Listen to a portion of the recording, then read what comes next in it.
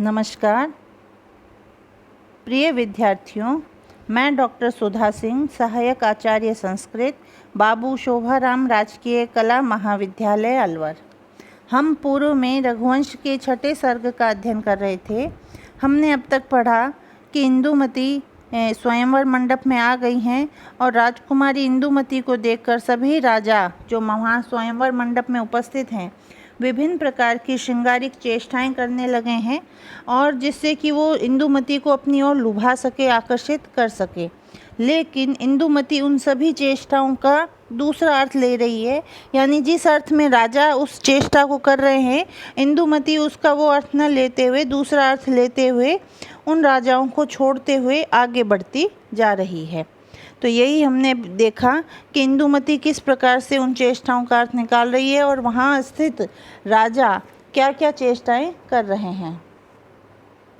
तो अब हम उससे आगे का श्लोक देखेंगे। श्लोक संख्या 18।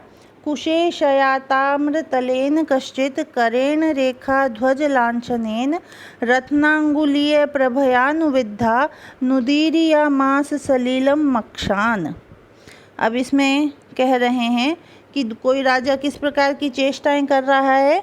तो कह रहे हैं कश्चित यानी एक दूसरा राजा। जैसे पूर्व में अनेक राजाओं की गतिविधियां या हाव भाव बता रहे हैं, तो कोई अन्य राजा जिसके ये हाव भाव बता रहे हैं इसमें, तो कह रहे हैं कश्चित यानी अन्य कोई राजा कुशेशया ताम्रतलेन। कुशेशयम यानी जो कमल होता है उसका एक है, तो कुशे कमल के समान, शतपत्र के समान, आताम्रम यानी कुछ ताम्रवर्ण वाले तलवे जिसके हैं, तो कुशेशया ताम्रतलेन, तो कमल के समान जिसकी हथेली कमल के समान लाल वर्ण की है, तो कमल के समान कुछ ताम्रवर्ण वाले तलवे।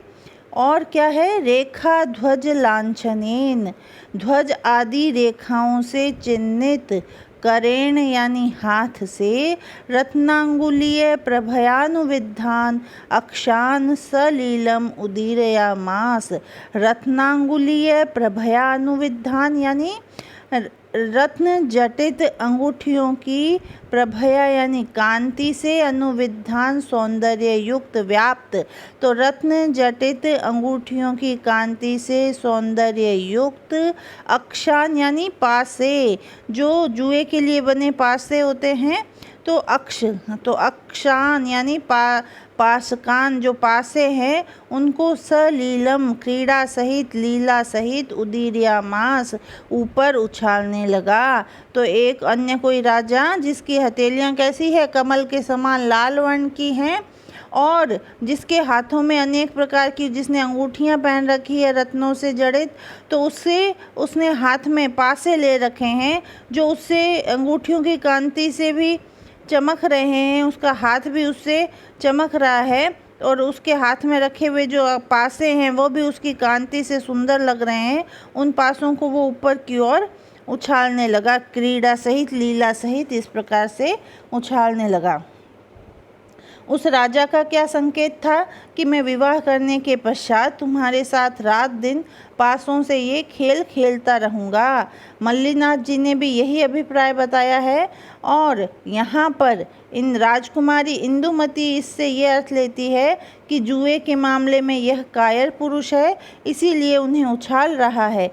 यह इंदुमती ने आशय लगाया और उसे वरण नहीं करने का निश्चय किया। अब देखिए आगे अगला श्लोक। कश्चिद् यथा भागम अवस्थिते अपि स्वसन्निवेशाद् व्यतिलंघिनीव वज्रांशु गर्भांगुली रंध्रमेकं व्यापारयामास करम किरीटे। अब इसमें क्या कह रहे हैं कि अब दूसरा राजा क्या चेष्टाएं कर रहा है। तो एक राजा कश्चित यानी दूसरा अन्य कोई राजा, यथा भागम अवस्थिते अपि अपने ठीक स्थान पर अवस्थित होने पर भी, स्वसन्निवेशात व्यतिलंघिनीव अपने स्थान से, स्वसन्निवेशात अपने स्थान से, व्यतिलंघिनीव चलित हुए के समान, चंचल हुए के समान, किरीटे यानी अपने मुकुट पर वज्रांशु गर्भांगुली रंध्रम, वज्रांशु गर्भांगुली रंध्रम यानी जो हीरे की किरणें हैं उसके मुकुट में क्या है कि हीरे जड़े में हैं, तो हीरे की किरणों से प्रकाशमान अंगुली छिद्रों वाले एकम करम एक हाथ को व्यापारयामास घुमा रहा था। यानी एक अन्य राजा जिसका मुकुट तो अपने स्थान पे ही था, लेकिन वो इस प्रकार से चेष्टाएं कर रहा था जैसे वो मुकुट अपने स्थान से हिल गया है और वो उसको सही कर रहा है, तो इस वजह से वह अपने हाथ को उस मुकुट पर फिरा रहा था, घुमा रहा था। और उसका हाथ किस प्रकार से था, उस सुशोभित हो रहा था हाथ की उस मुकुट में जड़े हुए जो हीरे थे उनकी कांति से, उनकी जो किरणें हैं उनसे जिसकी अंगुलियां प्रकाशमान हो रही थी, तो प्रकाशमान अंगुली रंध्रों वाले उस एक हाथ को व्यापारयामास घुमा रहा था। तो एक राजा अपने स्थान पर ठीक तरह से विद्यमान भी अपने मुकुट को पुनः पुनः एक हाथ से ठीक कर रहा था। उसमें उसका हाथ किरीटगत हीरक मणियों की किरणों से शोभायमान हो रहा था।